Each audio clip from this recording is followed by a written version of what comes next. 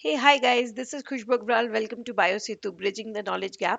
And ये है episode number 13. तो इस पर्टिकुलर वीडियो में हम फिर से फर्दर कुछ क्वेश्चंस को सॉल्व करने वाले हैं जो आपके सीएसआई एग्जाम में आ चुके हैं. सो पेडिग्री के क्वेश्चंस को सॉल्व करेंगे.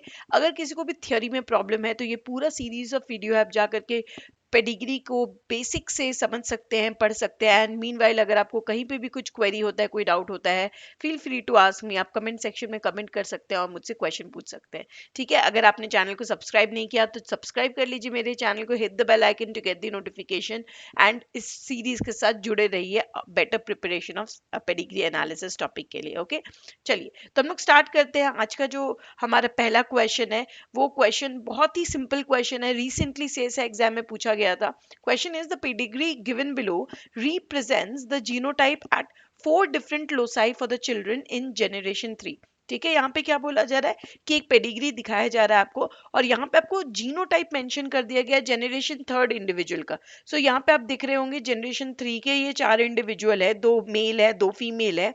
और ये चारों इंडिविजुअल के आपको जनरेशन 3 के जीनोटाइप मेंशन कर दिए गए हैं. अब आपको यहाँ पे पूछा क्या जा रहा है, which one of the given genotype is likely to represent the genotype of individual 2 1. तो आपको 2 1 मतलब इस फीमेल का, जनरेशन 2 के इस फीमेल का, इस मदर का जीनोटाइप आपको बताना है कि क्या पॉसिबिलिटी है कि इस फीमेल का जीनोटाइप क्या होगा. सो बहुत सिंपल सा कॉन्सेप्ट है. अगर आप यहाँ पे देखो तो मेल में आपको सिर्फ एक ही क्रोमोसोम दिख रहा है बट फीमेल में 2 क्रोमोसोम दिख रहे हैं. तो ये हमें सीधा सीधा ये बता रहा है कि ये एक्सलिंग ट्रेट है. एक्सलिंग क्रोमोसोम का बात हो रहा है क्योंकि मेल में एक ही एक्स होगा, फीमेल में 2 एक्स होंगे. एंड हमें ये भी पता है कि अगर मेल में एक एक्स है तो वो कहाँ से आएगा, ओनली एंड ओनली मदर से आ सकता है. और फीमेल के पास एक मदर से आएगा और एक फादर से आएगा. तो इसका मतलब अगर हम यहाँ पर मेल में चेक करें तो मेल के पास क्या है, हमारा A1 है, B1 है, C2 है एंड D1 है. इसका मतलब डेफिनेटली ये एक्स क्रोमोसोम आया होगा मदर से.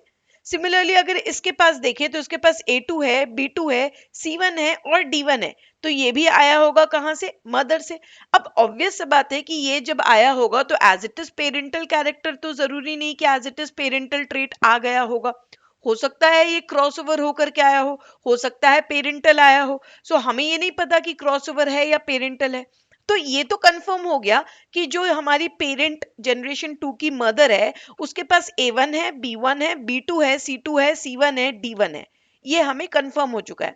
अब हम कैसे और फर्दर एनालिसिस करेंगे, हम इन दो फीमेल को देख के फर्दर देखेंगे. तो अगर आप जनरेशन थर्ड के फीमेल 1 और फीमेल 2 को देखो तो उसमें हमें क्या फाइंड आउट करना है, क्योंकि एक एक्स क्रोमोसोम फादर से इन्हें मिला है तो इनके पास एक एक्स क्रोमोसोम इन कॉमन होगा. तो लेट अस फाइंड आउट कि वो कॉमन एलिमेंट कौन सा है. सबसे पहले आप देखो तो इनके पास कॉमन एलिमेंट A2 भी है और इनके पास कॉमन एलिमेंट A1 भी है. ठीक है. इनके पास B1 भी कॉमन एलिमेंट है और B2 नहीं है इनके पास. इसका मतलब B1 कॉमन एलिमेंट हो गया. C2 देखिए तो यहाँ पर इनके पास C2 कॉमन एलिमेंट हो गया और D1 का बात करें तो इनके पास D1 कॉमन एलिमेंट हो गया. इसका मतलब हम ये कह सकते हैं कि फादर से इनको क्या मिल रहा है, फादर से इनको डेफिनेटली मिल रहा होगा या तो A2 A1 then B1 C2 and D1. मतलब B1 C2 एंड D1 ये तो फॉर श्योर इन्हें फादर से मिल रहा है. अब A2 एंड A1 के बारे में हमें नहीं पता क्योंकि A1 फादर भी दे सकता है और A1 मदर भी दे सकती है, क्योंकि हमें यहां से कंफर्म हो रहा है कि फादर एंड मदर के पास A1 A2 दोनों है. ठीक है. हमें A1 और A2 के लिए यानी कोई प्रॉब्लम नहीं है. हमें ये पता चल गया कि मदर के पास A1 भी होगा, A2 भी होगा, B1 भी होगा, B2 भी होगा, C2 भी होगा, C1 भी होगा. सिर्फ D के लिए हमें चेक करना था. इसका मतलब इन दो फीमेल के पास ये जो रेस्ट है जिसको मैंने रेड से हाईलाइट किया है, वो कहां से इनको मिला है, मदर से इनको मिला है. ठीक है. अब मदर से B1 मिल सकता है, B2 भी मिल सकता है, ये हमने यहाँ पे कंफर्म कर लिया. C2 भी मिल सकता है, C1 में मिल सकता है, ये भी हमने कंफर्म कर लिया. लेकिन D1 के अलावा D2 मतलब जनरेशन 3 इंडिविजुअल नंबर 2 को मदर से D2 मिल रहा है. इसका मतलब मदर के पास D2 भी होगा. इसका मतलब है कि अगर मैं मदर का जीनोटाइप बताना चाहूं तो मदर का जीनोटाइप क्या हो सकता है, मदर का जीनोटाइप होगा A1 डेफिनेटली, उसके पास होंगे A2 डेफिनेटली, B1 भी होगा B2 भी हो सकता है, उसके पास C2 भी होगा, C1 भी होगा एंड D1 भी होगा, D2 भी होगा. अब ये किसी भी क्रोमोसोम में हो सकता है, लेकिन ये कंफर्म है कि इनके पास ये सब होंगे, A1 A2 B1 B2 C1 C2 and D1 D2। तो अब हमें वो जीनोटाइप चेक करना है जहां पे x chromosome of the mother में ये सारे चीजें हैं, वो जीनोटाइप चेक करना है। तो अगर हम ऑप्शन नंबर 1 को चेक करें तो यहाँ पे A1 नहीं है, बट हमें यहाँ पे क्लियरली दिख रहा है कि मदर ने A1 दिया है, तो इसका मतलब है कि ये ऑप्शन तो यहीं पर हमने काट दिया। ठीक है, सिमिलरली आप B1 के लिए भी देख सकते हैं, सिर्फ B1 है, बट हमको यहाँ दिख रहा है कि इस पर्टिकुलर इंडिविजुअल को मदर ने B2 दिया है, तो B2 तो होना चाहिए, यानी ऑप्शन नंबर 1 तो बिल्कुल भी पॉसिबल नहीं है।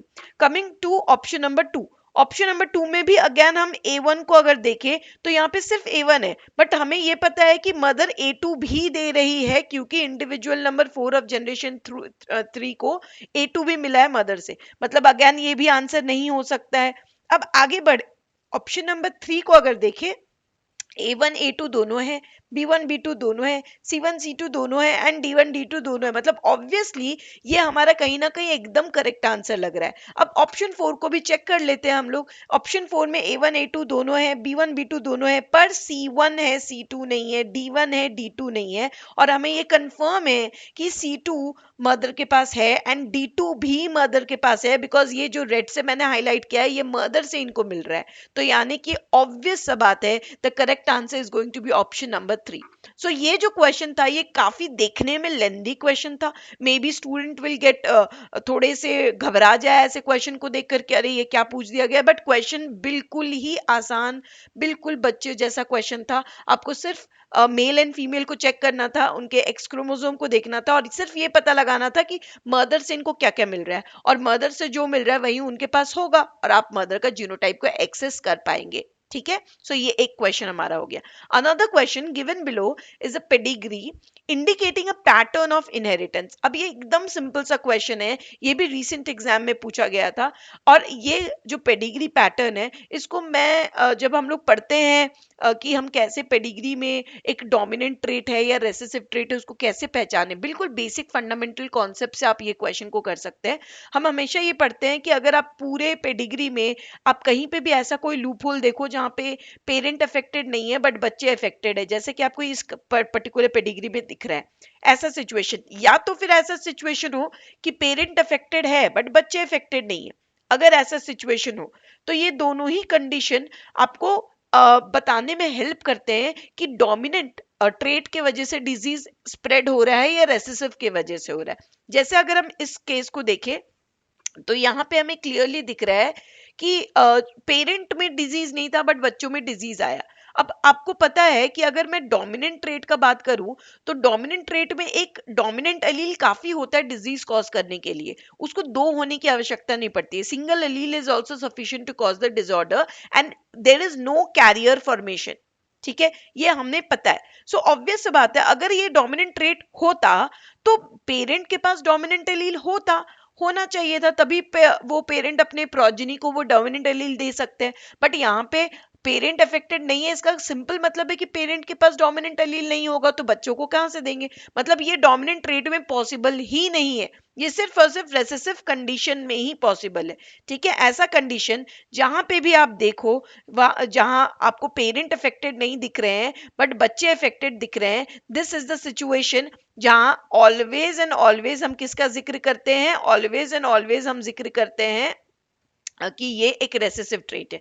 ठीक है, तो आप रेसेसिव को भी देख सकते हैं कि अगर पेरेंट है, पेरेंट के पास अगर एक डोमिनेंट एक रेसेसिव हुआ, दैट मींस अगर पेरेंट कैरियर हुए तो पेरेंट अपना दो रेसेसिव अलील दोनों दे सकते हैं एक एक, और प्रोजेनी को अफेक्टेड कर सकते हैं, मतलब ये पॉसिबिलिटी है, तो ये ऑब्वियसली रेसेसिव ट्रेट का कंडीशन है। अगर हम इस कंडीशन में आए तो ये कंडीशन कभी भी रेसेसिव के लिए पॉसिबल नहीं होगा, बिकॉज अगर रेसेसिव ट्रेट होता तो पेरेंट के पास सिर्फ रेसेसिव अलील होते, और पेरेंट के पास अगर दोनों ही रेसेसिव अलील होंगे तो वो देंगे क्या, वो देंगे सिर्फ और सिर्फ अपना रेसेसिव अलील ही अपने प्रोजेनी को देंगे। सो ऑब्वियस सा बात है कि ये रेसेसिव में पॉसिबल नहीं है और ये डोमिनेंट में पॉसिबल है, and parent must be having one dominant allele and one recessive allele, और उन्होंने अपने रेसेसिव अलील को प्रोजेनी में ट्रांसफर करा जिसके वजह से प्रोजेनी में वो डोमिनेंट ट्रेट एक्सप्रेस नहीं हो पाया। सो ऐसा कभी भी सिचुएशन आपको कोई भी लूप होल दिखे पेडिग्री में, मतलब ये डोमिनेंट ट्रेट है, और ऐसा रहेगा तो ये रेसेसिव है, तो यानी कि ये तो हमें पता चल गया कि ये रेसेसिव ट्रेट कंडीशन है, डोमिनेंट कंडीशन नहीं है। तो डोमिनेंट आप इग्नोर कर दो। अब आते हैं कि एक्स लिंक रेसेसिव होगा या ऑटोसोमल रेसेसिव होगा। सो हमेशा आप ऐसे केसेस में क्या करिए, आप एक्स मान के चलिए और एक्स के क्राइटेरिया को फुलफिल करने की कोशिश करिए। अगर फुलफिल हो रहा है तो एक्स लिंक है, नहीं तो ऑटोसोमल है। तो अब क्या क्राइटेरिया है, अगर एक्स लिंक रेसेसिव ट्रेट होता तो क्या होता, एक्स लिंक रेसेसिव ट्रेट होता तो ये डॉटर अफेक्टेड है, इसका मतलब इस डॉटर के पास दोनों ही एक्स क्रोमोसोम अफेक्टेड वाले आए होते। और ऑब्वियस सी बात है, डॉटर को एक एक्स क्रोमोसोम फादर से मिलता है, एंड सिंस फादर के पास सिर्फ एक ही एक्स क्रोमोसोम होता है तो फादर शुड बी अफेक्टेड। इसीलिए हम एक चीज, एक पॉइंट पढ़ते हैं, for F for x link recessive trait if a daughter is affected 100% father should be affected, जो इस केस में नहीं दिख रहा है, मतलब ये एक्स लिंक ट्रेट नहीं है, ये ऑटोसोमल रेसेसिव कंडीशन है। So this is a very basic question जो एकदम फंडामेंटल से क्लियर कर सकते हैं। ये सेक्शन बी का क्वेश्चन था, एंड इससे पहले वाला क्वेश्चन जो हमने किया वो सेक्शन सी का क्वेश्चन था।